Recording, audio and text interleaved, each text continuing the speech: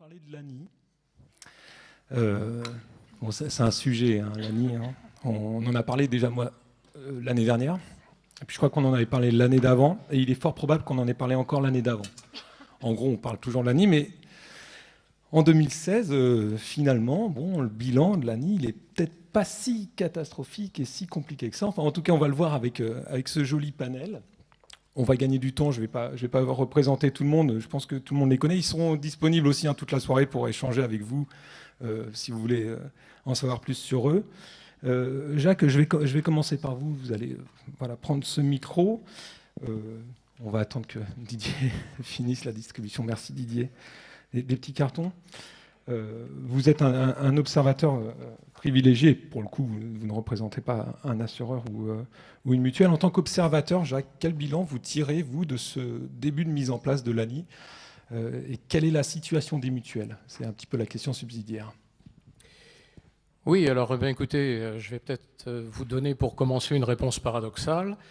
Je ne crois pas qu'il soit raisonnable aujourd'hui de tirer un bilan de l'ANI. Merci. C'est très largement prématuré. En tout cas, ce qui est dans les chiffres, ce sont les chiffres 2015. Et les chiffres 2015 traduisent essentiellement, surtout en collectif, l'activité du dernier trimestre de 2014. Donc, beaucoup d'articles, beaucoup de commentaires reposent sur l'idée que cette échéance du 1er janvier 2016 devait nous éclairer enfin sur les conséquences de l'ANI. À mon avis, il est urgent d'attendre avant de tirer des conclusions hâtives, en tout cas suffisamment assises sur des éléments incontestables. Alors ceci dit, je ne voudrais pas frustrer quand même l'auditoire, c'est gentil, je vais donner quelques éléments qui me paraissent importants. Le premier élément quand même de constat, mais là on mélange l'ANI, on mélange les contrats responsables, on mélange l'effet solvabilité 2, c'est déjà l'évolution de l'assiette.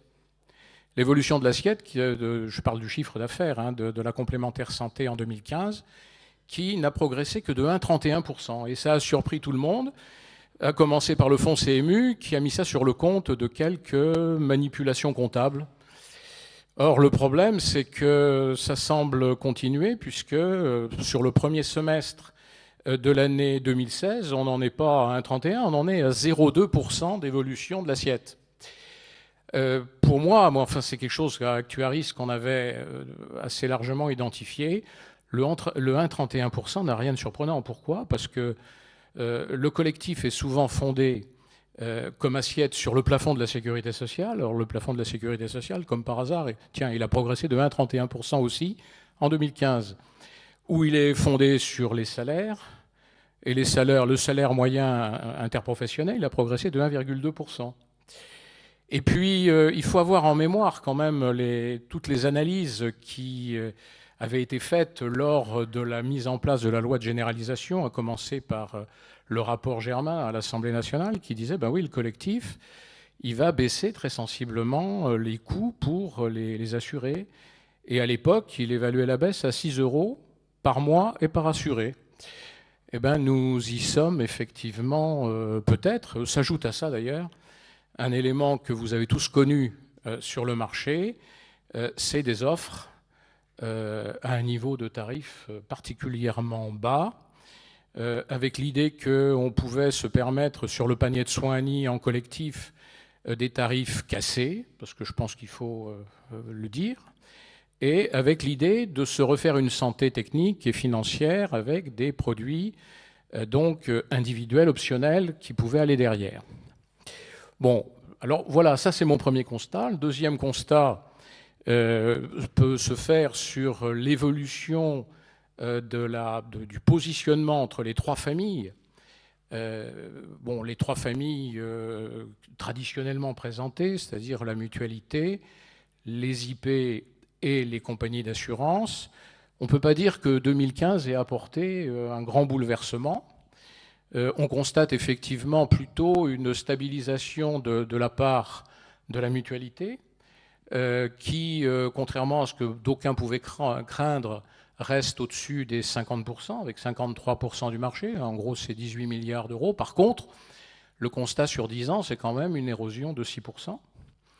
Une stabilisation aussi des IP, donc autour de 6 milliards d'euros, donc 6%. Enfin 6 milliards d'euros, pardon, ce qui représente 18% de ce marché. Avec là quand même une nuance importante, c'est quand on parle d'IP, on parle souvent de groupes de protection sociale, et quand on regarde les groupes de protection sociale, ben, il y a des pôles mutualistes relativement importants, puisque aujourd'hui, il y a plus de 30% des mutuelles adhérentes à la FNMF qui font partie de groupes de protection sociale. Et tout cela, ça fait plus 6 milliards, mais ça en fait 11. Et puis, de l'autre côté, ben, la dernière catégorie, ce sont les compagnies d'assurance, et les compagnies d'assurance qui représentent 29% donc du marché avec 10 milliards d'euros, mais là aussi, et elles ont progressé d'ailleurs en 10 ans de plus de 5%. Ça paraît être les premiers gagnants finalement de ces évolutions. Et alors, si on prend le nombre d'acteurs, j'en ai pas parlé, il y a une réduction extrêmement sensible, et vous le vivez, vous, les mutuelles particulièrement, puisque en 10 ans, le nombre de mutuelles actives a été divisé par 2. On en est en 2015 à 415 mutuelles, oui. 415 mutuelles, en gros, c'est une diminution d'une trentaine de mutuelles par an, avec un chiffre un peu supérieur en 2015 d'ailleurs, puisqu'il y en a 35 qui ont disparu par fusion le plus souvent. Et donc avec une tendance lourde donc au regroupement, particulièrement marquée avec l'émergence. Alors, est-ce qu'on verra Harmonie MGEN bon, mais si c'était le cas, c'est quand même 20% de la mutualité et plus de 10% du marché. Mais donc, on a vu la naissance d'Aesio et d'autres, donc des mastodontes donc, sur ce marché de la complémentaire santé. Merci Jacques. J'en profite. On va essayer de passer la parole à tout le monde justement sur ce sujet des regroupements. Alors, c'est pas à moi qu'il faut demander ce qui va se passer chez Harmonie, MGEN, hein. Mais justement sur cette question des groupes de protection sociale et des mutuelles intégrées, Marie-Hélène, vous représentez, vous travaillez chez Ecclesia. L'ANI, ça a été vécu aussi pour les groupes de protection sociale comme la fin officielle des désignations en santé. Et justement, il a fallu faire. Enfin, quel bilan vous tirez de la transformation nécessaire, puisque c'est le thème aussi de l'après-midi, la transformation. Oui, alors ça a été forcément pour une IP comme Clésia, donc Clésia, 5e IP en France, avec rapidement 7,5 milliards en retraite complémentaire et 1,5 en santé et prévoyance, un pôle mutualiste très fort, puisque un tiers de nos offres santé sont portées par le pôle mutualiste de Clésia. Donc effectivement, c'est un petit peu plus compliqué à parler de monde, puisque ce monde se complexifie. Donc pour nous, comme tu le disais, hein, l'ANI, ça a été évidemment la généralisation de la santé, mais surtout la fin des désignations. Donc évidemment, il y a plein de gens qui ont dit les IP sont mortes puisqu'elles se contentaient d'attendre que les clients viennent, elles ne vont pas pouvoir se renouveler, etc. etc. Mais en tant qu'IP, nous avions deux atouts quand même. C'est qu'on connaît très très bien toute la sphère collective, que ce soit santé et prévoyance. Et en plus, on a travaillé historiquement avec des branches qui, parce que c'est du travail, un travail très lourd, avec une expertise importante, une connaissance du client. On va très loin quand on travaille avec une branche professionnelle pour trouver la meilleure offre, pour trouver les meilleurs services, avec une vision globale du client, puisque on le couvre en prévoyance et en santé. Mais également, on fait en sorte de réduire l'absentéisme, de réduire la pénibilité avec tout un tas de systèmes de prévention et de fonds sociaux. Donc, deux atouts, une connaissance de la santé collective et également une connaissance de nos portefeuilles clients. Bon, certes, la fin des désignations nous a poussé à faire évoluer un petit peu le curseur qui était très orienté peut-être offre de services, qualité de gestion et tout ce qu'on peut faire pour nos clients vers un petit peu plus de distribution. Mais cette évolution-là, tout le monde de l'assurance l'a vécu. Tout le monde se pose la question aujourd'hui de savoir qu'est-ce que je dois faire sur ma distribution, comment je vais travailler avec les nouveaux canaux, comment je crée de la valeur vis-à-vis de mon client dans un monde qui se complexifie. Donc ça, chez une IP, ça a été plus important, notamment pour les collaborateurs qui n'ont pas toujours une vision globale de toute la qualité que l'on apporte à nos clients aujourd'hui. mais on a été obligé d'intégrer de nouveaux canaux et de travailler un petit peu différemment. Alors Clésia est un petit peu peut-être particulier puisqu'on a toujours travaillé avec tout un tas de canaux, le grand courtage, les courtiers grossistes, beaucoup avec les mutuelles, avec des accords de partenariat ou en les intégrant dans notre groupe. Ce qu'on voit aujourd'hui, comment on a fait. Donc ce qu'on a fait, c'est qu'on a un peu mieux segmenté nos portefeuilles, on a recentré nos commerciaux sur toutes les entreprises de plus de 20 collaborateurs jusqu'à 500 pour notre réseau de proximité, pour avoir une proximité sur le terrain, et puis sur les équipes parisiennes, les grands comptes. On a également plus travaillé avec le monde du courtage. Alors on est dans un petit monde, hein. Moi-même j'ai travaillé dans une compagnie d'assurance, chez un courtier, puis maintenant dans une IP. Donc le professionnalisme, on le trouve partout, chez les courtiers grossistes, dans les mutuelles, dans les compagnies d'assurance, dans les IP. Je crois qu'on est assez nombreux à avoir un parcours varié. Donc l'idée, c'est de dire, bon voilà, on va capitaliser sur tous ces réseaux. Des partenariats également qu'on noue, soit avec des mutuelles, avec CNP, on en a pas mal parlé, sur les entreprises qui sont entre 5 et 20 salariés, utiliser le réseau de distribution de CNP Assurance pour commercialiser les offres de Clésia, avec un système également de réassurance pour que le montage soit vraiment gagnant pour tout le monde. Et pour les petites entreprises, parce que l'ANI quand même, c'était 700 000 entreprises à couvrir, mais surtout des toutes petites entreprises, c'est de travailler sur notre transformation digitale, bien évidemment, et ça comme tout le monde, et également sur le conseil qu'on peut apporter à un client, avoir une stratégie multicanale qui nous permet de toucher le client où qu'il soit, de lui donner le bon conseil, et ça, a priori, on sait faire, mais également de lui apporter la valeur qu'il attend. Et ça, c'est vraiment l'évolution que tout le monde de l'assurance, les IP et les autres doivent faire. La table ronde précédente le montrait. C'est vraiment la création de valeur que l'on va le faire. Aujourd'hui, on est dans un monde qui est hyper compliqué. On a un système de complémentaire santé qui est complètement incompréhensible pour les clients. Ça, il faut quand même qu'on se le dise. Ils n'y comprennent rien entre les contrats responsables, la généralisation.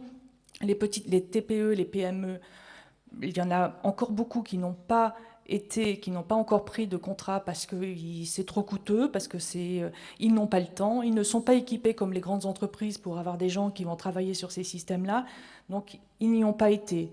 Et quand elles y ont été, ce sont les collaborateurs eux-mêmes qui ont fait jouer leur dispense parce qu'ils n'ont pas encore compris la réforme. Et là, je suis vraiment d'accord avec vous, c'est un peu tôt pour faire un bilan, parce qu'aujourd'hui, on ne sait pas encore bien. On voit que ça réduit, qu'il y a de plus en plus de salariés, il y a de moins en moins de salariés qui font jouer leur dispense. Ça, on peut le voir sur nos portefeuilles. On serait passé de 60% à 40%. Bon, c'est vraiment des chiffres un peu... Mais c'est beaucoup trop tôt pour faire ce bilan. Très bien, merci, mais on va quand même continuer à le faire, hein, je vous préviens. On n'arrête pas la table ronde pour autant. Et puis on reparlera hein, surtout de ces sujets-là d'équipement. Christian Marais, je me tourne vers vous maintenant, sans me tourner vraiment, puisqu'on est en ligne droite. Mutex est un peu à part, évidemment, comme toujours, puisque vous êtes intervenu pour les réponses aux appels d'offres. Le micro va se déclencher dès que vous allez commencer à parler, vous allez voir, c'est magique. Il y a un magicien là-haut, c'est pour ça. Donc je disais, parce que j'ai bien écrit la question, vous êtes intervenu pour les réponses aux appels d'offres et aux recommandations. Alors qu'est-ce que vous avez constaté dans cette technique d'appel d'offres? Qu'est-ce qui change? Qu'est-ce qui marche bien? Et surtout, vous allez un petit peu nous parler de cet aspect tarifaire que Jacques a abordé tout à l'heure. On pourra en reparler un peu plus en détail encore. Mais voilà, les appels d'offres, ça s'est passé comment? Quel bilan vous tirez sur ce début d'année? Oui, enfin c'est sur les 2 ans hein, même exactement. Sur 2 ans. Bon, Mutex, en peu de temps, hein, c'est finalement qu'est-ce qu'on a fait, qu'est-ce qu'on a vu et quels ont été les résultats, puis qu'est-ce qu'on peut imaginer par la suite. Alors, bon, ce qu'on a fait déjà, donc vous vous rappelez, hein, Mutex, donc une société d'assurance détenue par les grandes mutuelles interprofessionnelles. Aujourd'hui, il y a à peu près, on va dire, il y a 3 blocs. Hein. Il y a un bloc qui s'appelle Harmonie, un bloc qui sont les mutuelles regroupées dans Aesio, et puis un bloc autour de Océane et la Matmut qui se sont regroupés ensemble.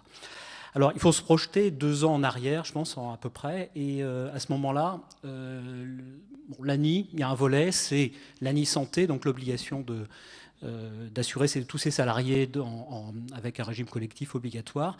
Et on parle d'un tsunami, on parle de 3 milliards à l'époque. Hein. 3 milliards de chiffre d'affaires qui pourraient basculer rapidement de l'individuel vers le collectif.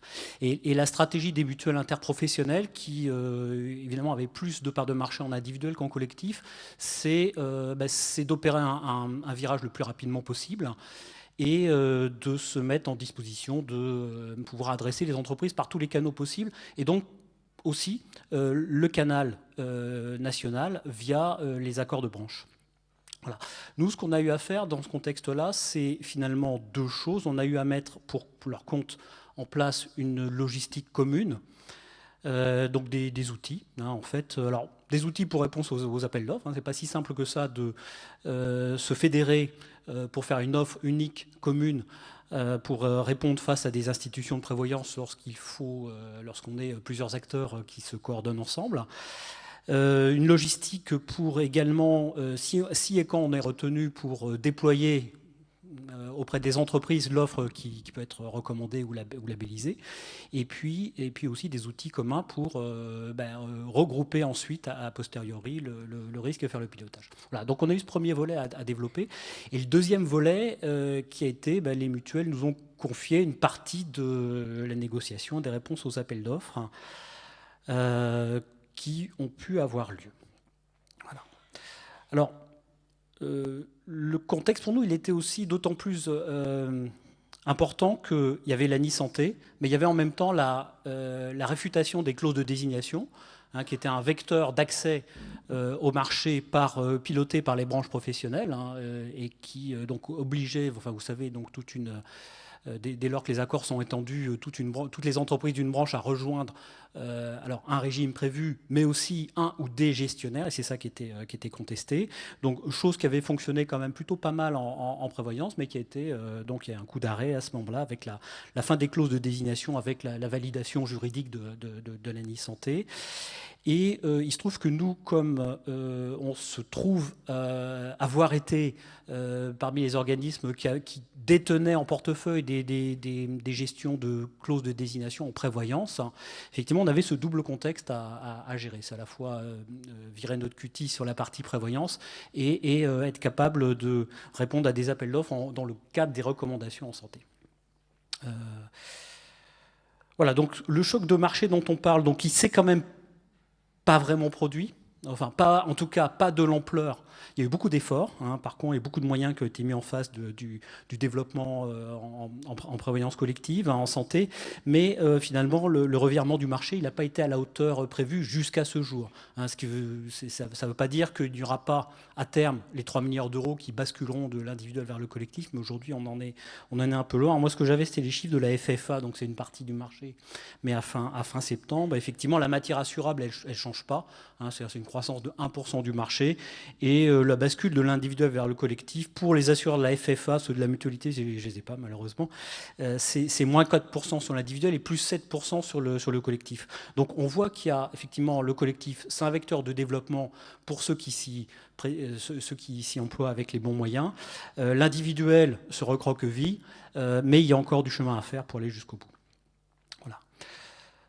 Alors, ce qu'on a pu observer, les résultats qu'on a eus, c'est finalement, nous on a constaté qu'il y avait un peu deux familles de branches professionnelles. Alors il y a 400-500 branches professionnelles en France, il y en a peut-être une centaine, moi je parle un peu intuitivement, une centaine, hein, dont les partenaires sociaux au niveau national se préoccupent de mettre en place des régimes santé et ou prévoyance. Et donc nous on a vu un peu deux écoles, une école avec des branches qui avaient déjà de l'expertise parce qu'ils avaient mis en place des clauses de désignation en prévoyance, et donc ils se sont occupés de faire des appels d'offres assez vite, hein, en santé, et plutôt dans une approche globale prévoyance santé, hein, puisqu'ils connaissaient déjà la prévoyance. Voilà. Et donc ça a été un premier canal. Et on a vu d'autres branches où il n'y avait pas cette approche historique. Hein, et là, c'est ceux qui sont préoccupés de faire des appels d'offres. On est sur une ANI santé à minima, où les branches ont plutôt conçu qu'on allait aider les entreprises en recommandant un ou des gestionnaires en négociant un tarif et des garanties, voire dans certains cas, on a des branches qui n'ont pas fait d'appel d'offres pour des recommandations et qui ont labellisé entre guillemets des régimes, et dans ce cas-là, c'est non négocié entre partenaires sociaux, ce sont plutôt les employeurs qui ont piloté ça de manière à mettre en place auprès de leurs entreprises fédérées des outils qui les aident à mettre en place l'ANI Santé. Voilà. Et là, on a une volumétrie qui est quand même beaucoup plus faible. Mais on a bien vu quand même ces deux tendances qui se sont dégagées auprès des branches qui sont rentrées dans le jeu, de ne pas laisser les entreprises toutes seules face à tous les distributeurs d'assurance. Très bien, Christian. Pour illustrer le propos, justement, vous avez juste à côté Corinne qui Adrien a pas mal participé avec vous à la réponse aux appels d'offres. Et justement, on va passer sur la partie développement, puisque une fois que la recommandation est faite, il fallait développer le contrat. Comment ça s'est passé, Corinne, cette partie-là? Et puis Christian, on reviendra à vous. Jacques aussi voulait intervenir, donc après ça va partir dans tous les sens. Mais d'abord, Corinne. Oui, effectivement, Mutex a remporté pas mal de succès au niveau des recommandations. Donc là, derrière, ce sont les 5 mutuelles qui ont déployé avec, je dirais, schématiquement 3 niveaux de déploiement. Et je rejoins ce qui a été dit tout à l'heure, tout n'a pas été fait. Premier niveau de déploiement, c'était de faire à l'intérieur d'un accord adhérer le maximum d'entreprises. Ensuite, aller à l'intérieur de chacune des entreprises, et c'était parfois compliqué, notamment dans le tissu des TPE, aller faire le plein sur les salariés. À ce stade, on pense qu'il y a au moins un salarié sur 3 qui a fait jouer une dispense. Alors, est-ce que c'est une dispense d'1 an ou de plus? L'avenir le dira. Et puis ensuite, en fonction des accords, aller aussi faire le plein de garantie, puisque on avait aussi 2 familles d'accords. Il y a des accords à minima, panier de soins légèrement amélioré. Et puis, il y avait les accords avec une base solide et surtout les options. Et là, c'est pareil, il fallait donner accès à l'information et essayer de faire le plein en termes de garantie, sachant que ce n'est pas la majorité des accords qui avaient les options. Et dans ce cadre-là, nous, on a été amenés à créer une surcomplémentaire. Je crois qu'on évoquera le sujet tout à l'heure. Je tiens à dire aussi, on parle beaucoup de collectif depuis tout à l'heure, mais qu'une des surprises peut-être pour nous partagées, je ne sais pas, en ce qui concerne les résultats de cette année, c'est la stabilité quelque part quand même du marché individuel. Stabilité qui se poursuit d'ailleurs début 2016, et ce qui laisse à penser que l'ANI temps 1 c'est une chose, mais que l'ANI en fait la porte est toujours ouverte et c'est pas fini. Voilà. Très bien. Merci Corinne. On passe la parole, je passe la parole à Alexandre et après Jacques, je reviens avec vous. Alexandre, justement, Corinne l'a un petit peu... Si c'est magique, oui, c'est bon. Ouais, c'est magique, non, mais vraiment, c'est un vrai magicien. Alors, attendez, vous me perdez à chaque fois. Alors, attendez, voilà. Corinne avait fait la transition, je ne sers plus à rien normalement. Corinne avait fait la transition, en effet, les années à venir, 2016 est quasiment terminé, le bilan, on l'a dit, est difficile à tirer. Et puis finalement, tout le monde se projette déjà sur 2017, 2018. En quoi ça pourrait être des tournants pour ce marché de la généralisation de la complémentaire santé? Bon, c'est bien que vous me laissiez la possibilité, je remercie Mutré d'ailleurs de m'avoir invité, puisque 2016, tout a été dit. 2017, 2018, à mon avis, seront des années de transition. Moi, je vois 4 points majeurs. Le premier, c'est les entreprises, puisque c'est d'abord le souscripteur. Aujourd'hui, tous les souscripteurs l'ont fait ou ne l'ont pas fait. Il faut se poser la question pourquoi. Il y a le coût, il y a la priorité. C'est la 7e priorité sur des études qui ont été faites par exemple par CGPME. Sur 10 priorités, la santé vient en 7e position. Donc déjà, ça peut éclairer. Ensuite, ce qu'il faut voir, c'est le marché n'est peut-être pas mature. Le passage en force, entre guillemets, de l'ANI n'a pas forcément plu à des chefs d'entreprise, donc voire à des salariés. La liberté de choix qu'on se doit de faire et de mettre en avant qu'on est une mutuelle, elle est un petit peu bafouée. Donc ça, c'est le premier point, l'entreprise. Deuxième point, ce sont les opérateurs.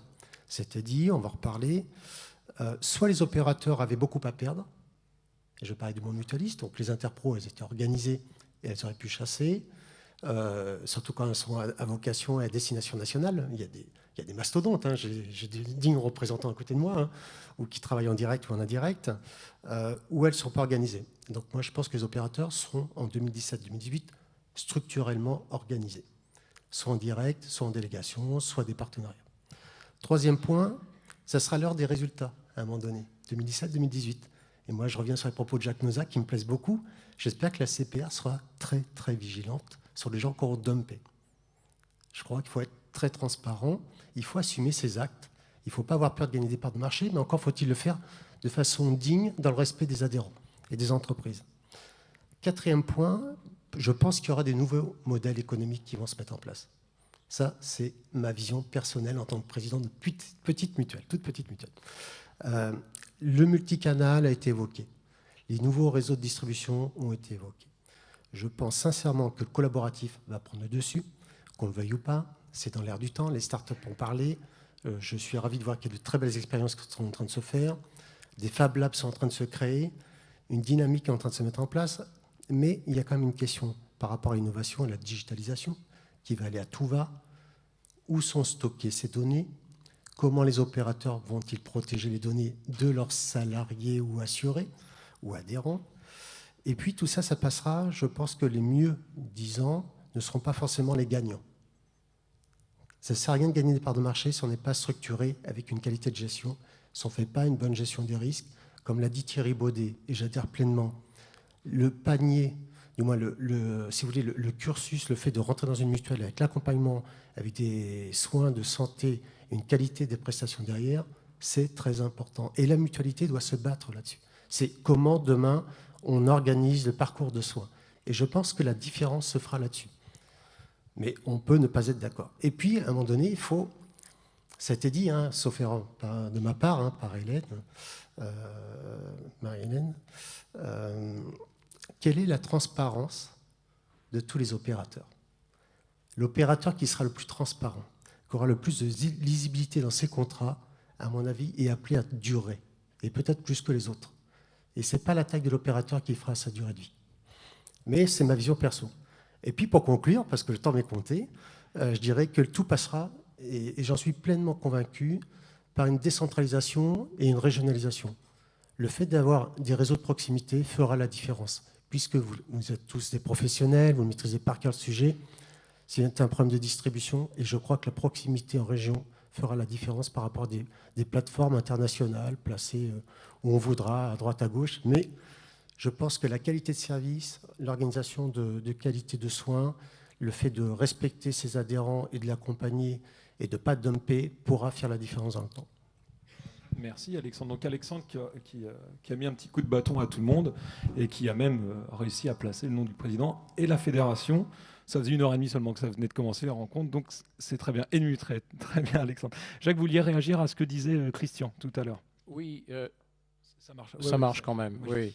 Je voulais situer l'ampleur des accords de branche, parce qu'on parle de recommandations, mais ce qu'il faut bien voir, c'est qu'après pas mal d'errements jurisprudentiels, il y a de maintenu aujourd'hui un peu plus d'une soixantaine d'accords de branche avec désignation.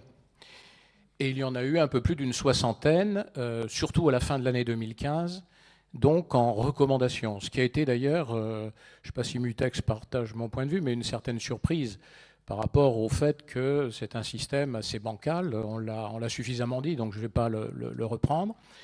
Et enfin, ce qu'il faut savoir quand même, c'est que l'ensemble de ces quelques 120 accords de branche, soit avec clause de désignation en santé, soit avec clause de recommandation, représentent un potentiel de plus de 7 200 000 salariés. Donc, bien sûr, c'est très lié aux performances commerciales et au taux de pénétration qui était évoqué tout à l'heure. De ce point de vue-là, moi j'ai quelques doutes sur la capacité de dépasser des taux de pénétration de l'ordre de 30% lorsqu'il y a une recommandation. On a vécu ça dans les années antérieures et on en avait 15% maximum quand les réseaux étaient bons. Alors 30% me paraît relativement bien. Par contre, ça a une conséquence forte, ces accords de branche, et ça a été rappelé, c'est qu'il ne faut pas confondre clause de désignation ou clause de recommandation avec accord de branche. Quand on dit que c'en est fini des clauses de désignation, c'en est pas fini des accords de branche qui définissent les garanties.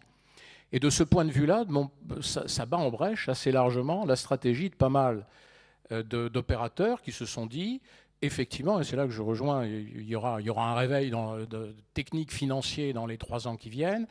Il y aura des morts ou des jets d'éponge, hein, je ne sais pas encore, mais il est clair que ceux qui fondaient toute leur stratégie sur des paniers de soins à nid tarifés à minima avec des options complémentaires risquent de déchanter, parce qu'aujourd'hui, au moins pour 7 millions de salariés, ils ne tiennent pas la plume de l'évolution des contrats. Ce sont les partenaires sociaux qui tiennent la plume. Et ça, par rapport aux recherches, notamment de la banque assurance ou de qui souhaitent la standardisation, alors que les partenaires sociaux écrivent de la dentelle, ça risque de poser effectivement d'importants problèmes. Je reviendrai sur un autre point, puis je m'arrête là, puis je laisse la parole. Merci. Mais je dirais que les performances aujourd'hui sur l'ANI qui paraissent plus que mitigées sont liées, de mon point de vue, bon, bien sûr aux clauses d'exemption apparues dans un décret pris en catastrophe au 30 décembre 2015 qui prévoit des exemptions d'ordre public. Je ne vais pas rentrer dans les détails, mais là, effectivement, ça joue beaucoup. Mais il y a aussi quelque chose qui a été systématisé, peut-être d'ailleurs que certaines mutuelles dans la salle ont vécu ça et l'ont utilisé d'ailleurs. C'est le recours presque généralisé, lorsqu'il n'y avait pas d'accord de branche, à la décision unilatérale de l'employeur.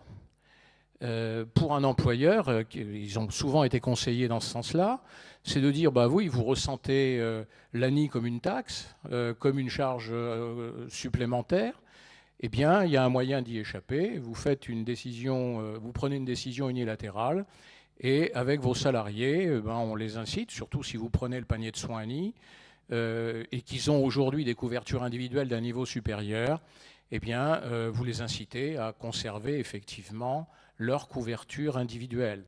Et il faut le savoir que comme c'est un changement substantiel de contrat de travail, eh bien, effectivement, chaque salarié peut exercer ce droit. Il n'y a que les nouveaux salariés embauchés dans l'entreprise après la décision qui sont obligés d'adhérer. Voilà quelques commentaires, j'en aurai d'autres, mais Merci, voilà quelques-uns. Jacques, pour les autres commentaires, vous pouvez le retrouver lui aussi. On va lui ouvrir un petit corner là, dans le hall et puis vous pourrez le retrouver. Merci beaucoup, Jacques. Jacques, vous n'avez plus le droit à la parole. Hein. Corinne, vous avez pris le micro parce que sur le taux d'équipement, ça vous faisait réagir. Oui, dire que effectivement le taux de 30%, je ne sais pas si Clélia partage, c'est à peu près ça en termes de recommandations, avec quelques extrêmes qui se distinguent dès lors que l'accompagnement et l'impulsion des partenaires sociaux fait filer droit, on va dire, à un maximum d'entreprises à l'intérieur d'un secteur donné. Voilà, je pense à certains secteurs de l'économie sociale ou à l'enseignement privé où on a des taux quand même bien supérieurs qu'à cette moyenne de 30%. Voilà, c'était juste sur ce point-là. Oui, alors simplement un point qu'il faut bien avoir présent à l'esprit. Je m'excuse, je prends la parole, là on me le donne plus. Je l'ai remarqué. Un point qu'il faut bien prendre en considération, c'est qu'on dit que c'est la fin des clauses de désignation. Par contre, c'est vrai qu'au niveau de l'extension, c'est la fin des clauses de désignation. Par contre, quand vous avez des branches professionnelles qui n'ont qu'un organisme patronal qui le pilote, si l'organisme patronal décide, et je pèse mes mots, de désigner un opérateur, il a parfaitement le droit de le faire, et dans ce cas-là, l'ensemble de ses adhérents sont obligés d'adhérer donc au dispositif. Et les cas que vous situez, effectivement, là, à la limite, il n'y a pas de sujet, mais il n'y a pas même pas besoin pour la branche de demander un arrêté d'extension. Ouais, Marie-Hélène, tiens, prends le micro de Jacques, voilà, comme ça, il l'a plus. Je suis désolé, Jacques, merci. Je pense que ça serait quand même intéressant à un moment donné de se replacer du point de vue du client. Effectivement, on peut dire, oui, il y a eu ces accords unilatéraux, etc., etc. Mais quand on est un petit chef d'entreprise, c'est tout à fait normal. Je veux dire, c'est tellement compliqué, ils n'y comprennent rien. C'est pour eux juste un coût supplémentaire et une contrainte que si on l'organisme, quel qu'il soit, que ce soit une mutuelle, une IP, etc., qui leur apporte une solution simple, ils y vont. Si cette solution simple, elle est préconisée par la branche, ou elle est préconisée par l'agent général, ou elle est préconisée par un directeur commercial ou je ne sais qui, ils iront. c'est pas forcément. Je pense que c'est ça notre évolution, c'est que il faut qu'on arrive à faire des choses simples, et c'est très compliqué parce qu'on a un carcan réglementaire et législatif qui est très lourd. On a des offres qui sont totalement incompréhensibles, même pour nous, des fois, on a du mal. Et voilà. Et plaçons-nous du point de vue du client, et qu'est-ce qu'on doit faire demain pour que le client il vienne chez nous, il reste chez nous. Et il reste chez nous. Donc ça veut dire qu'il ne faut pas faire casser les prix parce que ça ne sert à rien, puisqu'on aura l'année d'après des clauses d'indexation délirantes et il ne sera pas content. Et voilà, mais plaçons-nous voilà, soyons focusés, j'allais dire, mais c'est pas un bon mot, Bon, mais allez, en tout cas orientés sur le client, et je trouve qu'on n'en parle pas beaucoup.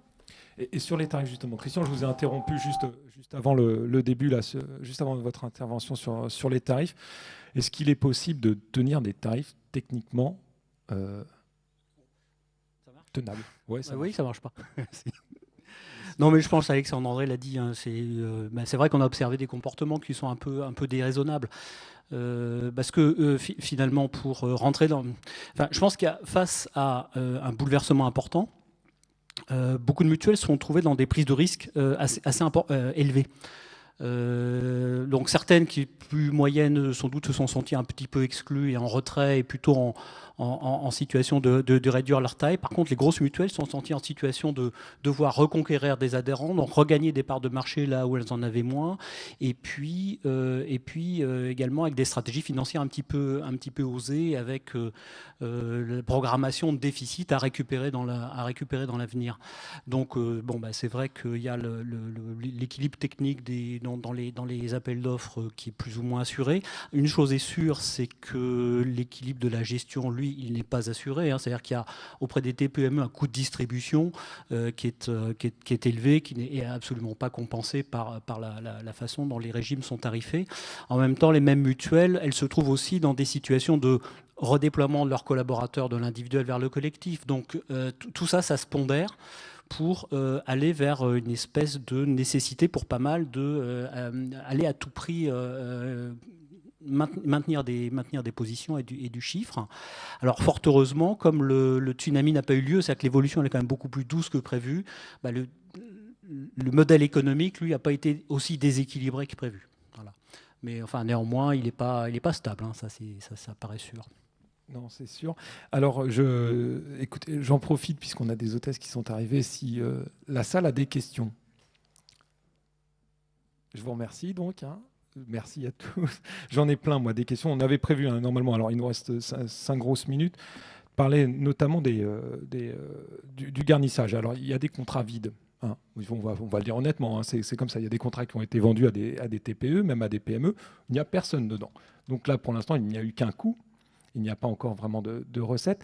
Comment on peut contrer ça? Et question subsidiaire et supplémentaire, je dirais justement complémentaire. Comment on place une surcomplémentaire quand le contrat il est vide? Donc à la base, les salariés n'y sont pas. Je me jette sur le micro. Comment voit ça me prenne? Au pire, Jacques, s'il a encore le droit à une réponse. Non, mais je pense en fait que la réforme, ce que je disais tout à l'heure, est très compliquée. Donc je pense que les salariés n'ont pas encore tout très bien compris. Je pense que l'ANI, globalement, pour le salarié, elle est pas mal quand même, hein, parce qu'il y a une prise en charge à 50%. Donc, mais je pense qu'ils vont le comprendre. Ils vont peut-être aussi voir que leur contrat individuel, ils vont peut-être avoir une déception par rapport à ce qu'ils vont vivre dans le paiement de dans les garanties qu'ils ont eues, avec la baisse, etc. Donc à la fois, ils vont digérer cette réforme, ils vont peut-être, et on le voit depuis le début de l'année, commencer à diminuer le jeu des dispenses, quelles qu'elles soient. Donc je pense que là, c'est beaucoup trop tôt, c'est ce qu'on disait tout à l'heure, là je pense qu'on vraiment on est d'accord, pour faire un bilan sur comment vont se remplir ces contrats. Je pense qu'ils vont se remplir. Après, il y a la question de la surco. Donc là aussi, il y a un moment donné où les gens vont comprendre ce qu'on leur a proposé. Ils vont voir que les paniers de soins ont plutôt réduit en termes de prise en charge, donc ils vont le comprendre aussi. Et là, il y a un moment donné où le discours sur la surcomplémentaire va faire écho aux salariés qui vont se dire « Ah ben non, si, il faut que j'en prenne une, parce que sinon, ben voilà, je vais avoir un reste à charge trop important. » Après, en tant que porteur de risque, va se poser le problème d'antisélection, puisque tous les gens qui vont aller sur la surco, eh ben, ce sont des gens qui vont plus consommer que les autres. Et là, il va y avoir un vrai sujet qui va se poser pour nous très rapidement. Une réaction, Alexandre? Ça va être très bref. Moi, je suis très inquiet pour ceux qui ont vendu des contrats fictifs, puisqu'ils vont, même s'il y a très peu d'adhérents. Ils existent. Non, non, ils existent. Mais si le plein n'est pas fait, c'est la tarification, qu'il y a une tarification nationale a été faite. Moi, je ne suis pas acteur. Il y a des acteurs dans la salle. Économiquement, techniquement, il y a des coûts de gestion, il y a des coûts de commercialisation. Donc, c'est des coûts sur des coûts avec un modèle économique, et donc un modèle économique qui n'est pas viable, à mes yeux, une surcomplémentarité qui sera déficitaire. Donc, je suis très inquiet pour les opérateurs qui ont fait ça. Moi, je ne l'ai pas fait, donc je suis très à l'aise. Et c'est l'avantage de présider une petite mutuelle. C'est-à-dire que je n'ai pas cette problématique-là, mais pour des gros opérateurs qui seraient investis et qui ont beaucoup investi, j'en parlais tout à l'heure avec Corinne en aparté, sur non seulement des modèles économiques, des circuits de gestion, des relais de partenariat qui peuvent être effectués avec des partenaires historiques, avec une masse salariale qui a transpiré et qui va transpirer. Comment, au final, les opérateurs vont s'y retrouver? Et ça rejoint ce que Jacques Nozac disait tout à l'heure. Je vais faire un peu comme Jacques Nozac, je lâche plus le micro. Non. Je veux juste rajouter juste un mot, c'est qu'il faut quand même tous qu'on soit raisonnable et que le chiffre d'affaires doit être profitable. Sinon, donc, quand on se lance dans une opération... Ça, c'est un vœu pieux, hein. Là, franchement, sur le coup... Ouais, mais quand même, je pense que c'est important, et on est tous responsables de ça en tant que professionnels, de se poser la question de savoir est-ce que j'y vais, est-ce que j'y vais pas. Ben, parfois, on n'y va pas. Je veux dire, il y a eu des cas où même Clésia, qui était sur des marchés qui étaient historiquement les siens, a dit ben non, là, j'y vais pas. Et je veux dire, ce courage-là, il faut qu'on l'ait. Sinon, dans 2 ans, dans 3 ans, dans 4 ans, on va se dire mais je claque un fric fou et je gagne rien, quoi. Corinne avait pris le micro, et après Jacques, et puis après Alexandre, et puis après la pause. Et Christian. Ah non, Corinne, non. Ah bah, Corinne, c'est votre dernier mot. Hein. Ouais, attention, allez-y. Allez-y. Oui, juste pour réagir, on ne souhaitait pas qu'il soit pas très plein. Mais pour le coup, je rejoins ce que disait tout à l'heure Marie-Hélène, à savoir la complexité, la concentration dans le temps aussi, hein, parce que quand même les TPE ont fait la sourde oreille pendant très très longtemps, et on s'est trouvé confronté à une montée en charge d'une puissance très surprenante sur les 2 derniers mois de l'année, voire les 2 premiers, voire en avril, on nous demandait des dates d'effet au 1er janvier. Voilà, donc il y a eu après des efforts d'information qui ont été faits, mais probablement pas à la mesure, hein, je rejoins ce que disait Marie-Hélène, de la complexité, de la charge que ça représentait pour les entreprises. Et là, il y a un vrai enjeu de retrouver la satisfaction du client. Je rejoins aussi Marie-Hélène sur l'approche client, la satisfaction, l'information des salariés et l'accompagnement pour arriver à les faire adhérer au contrat et prendre l'ensemble des garanties au niveau auquel ils en ont besoin, options incluses s'il y en a, sinon surco pour ceux qui en proposent. Oui, moi, mon appréciation est très liée finalement à l'avenir des accords de branche. Alors c'est vrai que le début de l'année 2016 semble marquer une pause. Là, je parle sous le contrôle de Mutex, mais effectivement, des appels d'offres, il y en a eu une demi-douzaine, enfin il y en aura peut-être une dizaine, mais pas beaucoup plus. Donc on a quand même l'équivalent en prévoyance de 250 branches actives qui seraient susceptibles effectivement de se lancer sur des appels à concurrence avec recommandation donc en santé. Et pourquoi je suis très attentif à cette évolution? Parce que si véritablement les accords de branche devaient se multiplier, et l'une des raisons essentielles qui amènent les partenaires sociaux à le faire, c'est la faiblesse du panier de soins. Il faut dire que le panier de soins est plus faible que, sur certains aspects, que le panier de soins de la CMU-C, ce qui quand même n'est pas le moindre des paradoxes.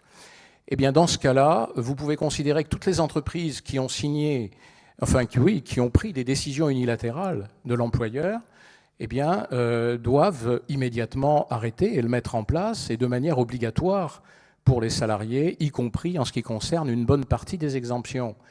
Donc, beaucoup de choses est liées effectivement à ce que vont faire les partenaires sociaux dans les années qui viennent. Je reviendrai sur ce que j'ai dit en introduction, c'est-à-dire que pour moi aujourd'hui, on n'a pas encore la photographie de l'effet loi de généralisation.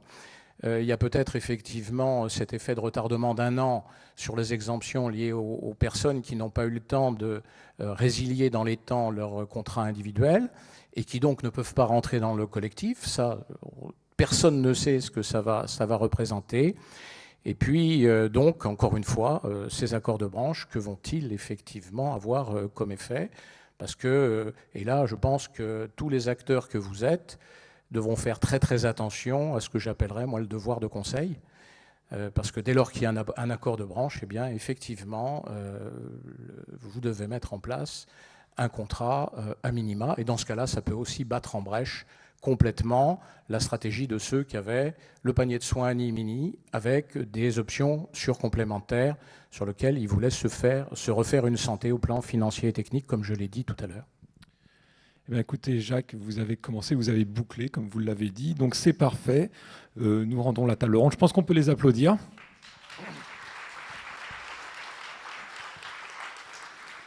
Je ne ferai pas moi non plus de conclusion. Ah, il y a une question dans la salle.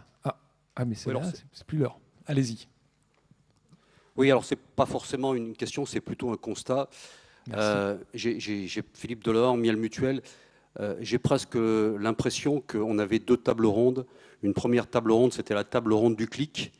Et ça, c'est un peu la table ronde du mortier. Hein, donc, ou mortard, comme disent les anglophones quand ils veulent comparer les économies.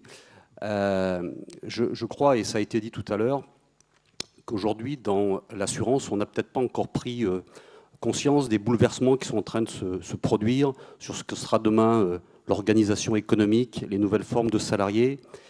Et moi, quand je regarde, par exemple, un assureur qui est en train d'arriver, qui s'appelle Alan, et qui est en train de dire on rentre quand on veut et on sort quand on veut, je crois que ça, c'est vraiment un modèle dont on devrait s'inspirer, parce que je ne suis pas certain que ceux qui manient le clic, ils ont envie de faire la même chose en matière d'assurance que ceux qui ont gâché le mortier. Voilà. Merci. On fait la position, en fait. Hein. Allez, vas-y, Marie-Hélène. Prolonger le débat juste 30 secondes. Je ne pense pas qu'on ait dit le contraire. Je pense que vraiment qu'on est dans un monde qui bouge de plus en plus. Ce que je disais pour les IP, elles ont dû se faire face à l'arrêt des désignations. Mais ce que je disais, c'est que tout le secteur doit travailler différemment avec des systèmes de distribution qui sont à créer. La seule chose, c'est que quand on offre des choses simples aux gens, ils continuent à y aller. C'est pas de faire du mortier en disant ça, c'est de dire que si une branche propose quelque chose qui lui paraît simple et accessible pour son client, le client continuera à y aller. Et ça, on n'y pourra rien. Il n'en demeure pas moins qu'il faut qu'on continue à travailler sur la digitalisation, etc. Attendez, parce que là, moi, après, Didier va être fâché, je vais me faire virer. Didier Didier Autori, c'est bon, on est bien. Non, ce qui fait le lien entre les deux, c'est la souscription en ligne. Mais alors, avec quand même la subtilité que ce qui peut marcher très très bien en individuel, hein, c'est-à-dire qu'on s'adresse finalement entre un offreur de risque à un consommateur en direct ou à des communautés. Dans le contrat collectif obligatoire, il y a quand même en face un dialogue entre des salariés et un chef d'entreprise. Voilà, et le chef d'entreprise n'est pas seul à décider, les salariés sont ceux qui sont intéressés, ils ont leur mot à dire, et un lien complètement dématérialisé, c'est vrai que c'est à concevoir, mais c'est encore assez compliqué. Bon, écoutez, cette fois-ci, on arrête, mais c'était très intéressant parce qu'il y a en effet plein de choses à voir aussi sur la transformation de l'entreprise dans l'avenir. Alors, c'est la pause, je pense qu'on peut les réapplaudir. Voilà, restez assis juste un instant, j'annonce qu'après on parle solvabilité de gouvernance, mais fun, hein, ça va être sympa. Donc revenez à 16h15, voilà, vous revenez tous à 16h15 et là, solvabilité fun.